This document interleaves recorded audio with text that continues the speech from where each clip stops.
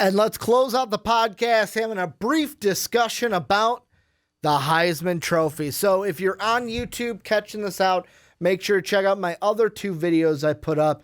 I put up a full almost hour discussion going through every Power 5 team, telling you who's going to win each one, what are the title games going to be, who's going to win. And then I put up another one of my college football playoff predictions, gave you my top four, ran you through everything. Then who wins the two semifinal games and who wins the national championship. But let's get into some Heisman talk. Before I do, make sure to check out patreon.com/mostvaluable podcast. That is how you help support MVP. We're trying to get a new studio. That is how you do it. We have a bronze, silver, and gold tier. So if you can help us out, that would be great. One time, multiple times. It's all up to you. But let's get into some Heisman talk. And how I'm going to break this down is, because I don't think this is going to be an hour-long discussion. I don't even know if this is going to be like the 15 to 20-minute discussion I had on the playoff. This might be the shortest of the discussions. First, I'm going to break down the positions, because to me, there's only 4 positions that I feel are going to be in the running for the Heisman, and that limits the amount of players. So these are the players that I think are going to be in the running for the Heisman. So first off, you've got the quarterbacks. I'm going to have a graphic come up here. So first, we've got the quarterbacks. You've got Trevor Lawrence of Clemson. You've got Tua Tagovailoa of the Alabama Crimson Tide. Jalen Hurts of Oklahoma. Justin Herbert, Oregon. And then Jake from State Farm. And he plays for the Georgia Bulldogs. Sorry, I had to make the joke. I had to make the joke once in this podcast, so I decided to do it right here at the end. So Lawrence, Tagovailoa, Hurts, Herbert, and Fromm. Those are your quarterbacks. Yeah, I know I left Eason out. I don't think he's going to be in the running for the Heisman, but if you wanted to throw him in there, you could. Then you got the running backs, and on YouTube, I gotta throw it out there because obviously you can tell I made the mistake. Before coming into this video, I was like, oh, before I record the video, I'm going to look up the names to make sure. Nope, didn't do it. So I had to look up one of the names so I didn't fuck it up before I did this. But the running backs, you've got Jonathan Taylor, Wisconsin. You've got Travis Etienne, that was the one that I said I was going to look up so I didn't fuck up this year, from Clemson. So Etienne from Clemson. Then Darrell Henderson, Sean's boy that he thinks is going to play very well, from the Memphis Tigres. And then DeAndre Swift, one of my coolest names, DeAndre Swift, from the Georgia Bulldogs. Those are the running backs that I think will be the ones to be in the running for the Heisman. Then you've got wide receivers, Jerry Jeudy from the Alabama Crimson Tide, CeeDee Lamb at Oklahoma, T. Higgins, Clemson, and then Laviska Shenault, who is with the Colorado Buffalo. And then you've got the 2 defensive players that I think will be in the running, Chase Young, edge rusher, Ohio State, AJ Espenza, edge rusher from the Iowa Hawkeyes. And this is kind of my mindset going into it, is because if you look at the past winners, so let's see, past Heisman winners, I'm going to pull it up right now on my laptop, so I've got the list of them right in front of me. When you look at the past winners, first off, what are you looking at from the quarterback? Because obviously we've had a ton of quarterbacks, but like the last 3 I'll pull up, because like Lamar Jackson was his own case because he did everything. He ran it, he threw it. But like, you look at it, and in college, Kyler Murray last year put up 4,361 passing yards, 42 touchdowns, 7 interceptions. You look at Baker Mayfield, the year that he won the Heisman in 2017, is he put up 4,600 yards, 627 yards, 43 touchdowns, 6 interceptions, both from Oklahoma. That kind of explains itself. Then you look at Lamar Jackson. He put up only 3,660 yards passing, 27 touchdowns, but had 1,601 yards rushing and 18 touchdowns on his own. And then even I'll go back to the one before Lamar Jackson in Marcus Mariota, where he put up 4,454 yards, 42 touchdowns, 4 INTs. He even ran for 15 touchdowns, so he kind of fell into that dual threat category. So that's what you're looking at when it comes to the last few Heisman quarterbacks, is you either have to be so insanely dual threat because, like, yes, Lamar Jackson had over double the amount of rushing yards that Marcus Mariota did, but Mariota still had 15 touchdowns on the ground. So, like, he had a total of over 50 touchdowns that he contributed for, where if you're a pure passer, you have to have 4,000 plus and then 40 plus touchdowns, 42, 43 for Kyler and Baker, respectively. So that's kind of what you're looking at as the mold for quarterback Heisman winner. Then the question becomes, what are you looking for from the running back? Because the running back is a little bit tricky. So we haven't had a running back in the final Heisman 3 since 2016, I want to say? No, 2015. It's been longer than that. So we had 2 running backs in the final 3 in 2015. You had Christian McCaffrey, but then you also had Derrick Henry. And if you look at the 2, I'll look at McCaffrey first. He didn't win it. So McCaffrey in that 2015 year, his second year, because he came back for his third year because he had to. In rushing, he had just over 2,000 yards, 2019, 8 touchdowns, but had 645 receiving yards and 5 touchdowns. He also had a kick return touchdown and a punt return touchdown. So all purpose, 15 yards, 3,800 or 15 touchdowns, 3,864 all-purpose yards. You look at Derrick Henry. This was his final year before he came out. He had 2,219 yards. So when it came to McCaffrey, he had, literally just 200 yards more. But he had 28 touchdowns on the ground. So that's kind of the mold you're looking at, is over 2,000 combined yards. 2,000 rushing yards. If you can add receiving yards, that's great. But 2,000 rushing yards.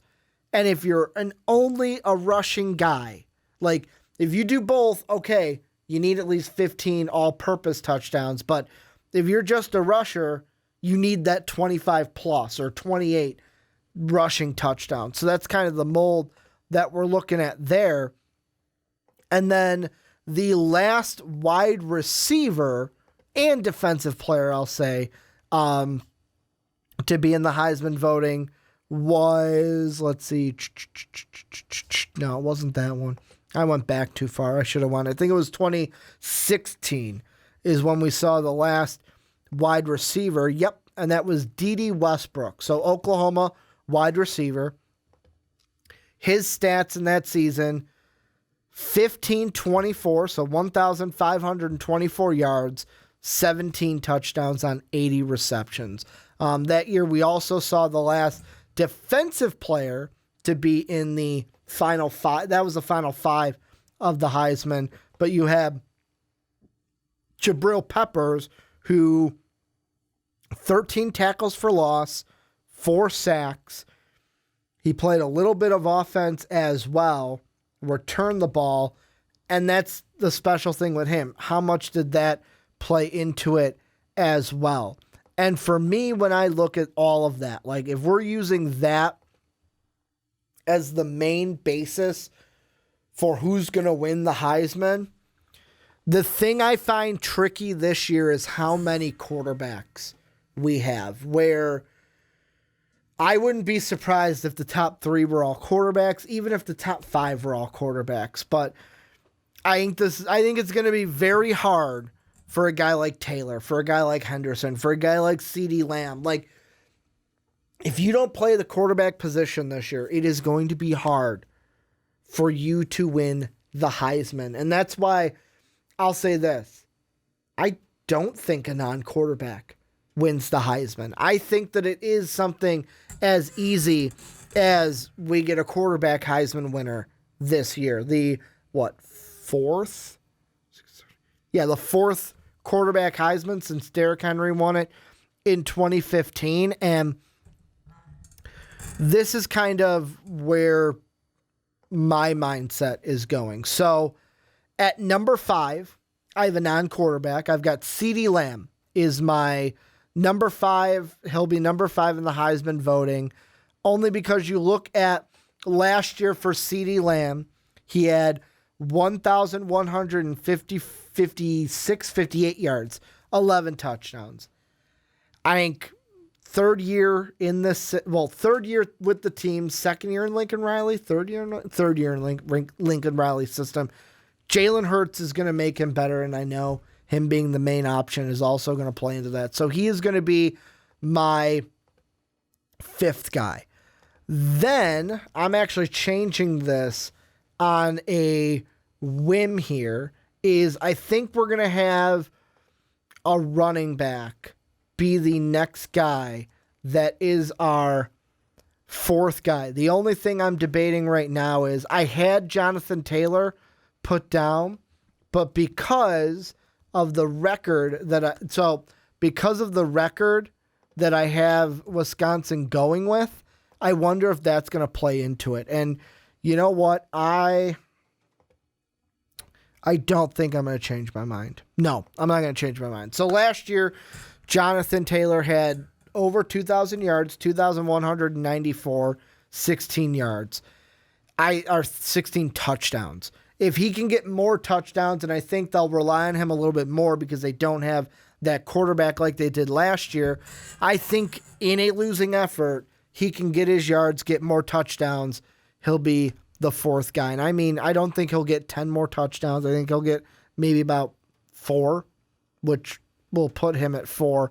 And the reason why is I think that the rest of these quarterbacks will just have better years. And really also we kind of look at the quarterback position, how I have it down. Jalen Hurts is at 3. Tua Tagovailoa is at 2.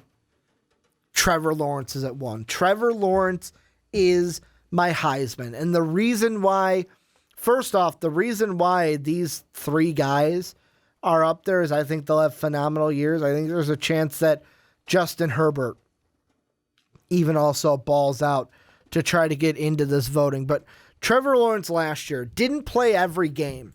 So last year he had 3,280 yards and he had 30 touchdowns on 4 interceptions.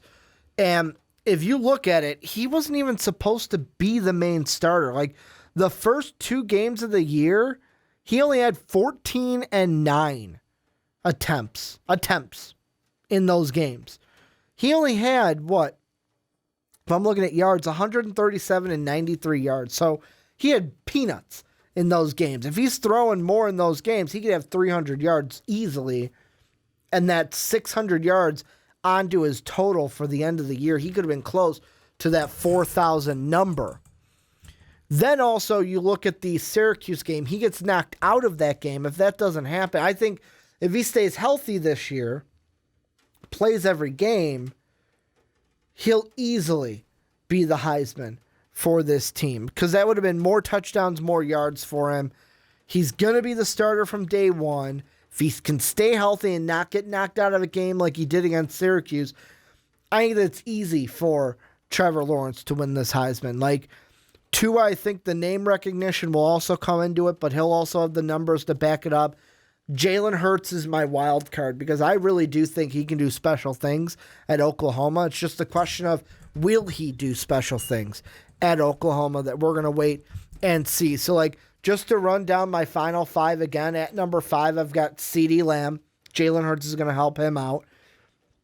Number 4, Jonathan Taylor. Number 3, Jalen Hurts. Number 2, Tua Tagovailoa. Number 1, Trevor Lawrence. So this is where you guys come in. Let us know and let me know who's your Heisman? Who's the guy you think is going to win? Who's your top 5? What do you think is going to play out? Will they be all quarterbacks? Will they not?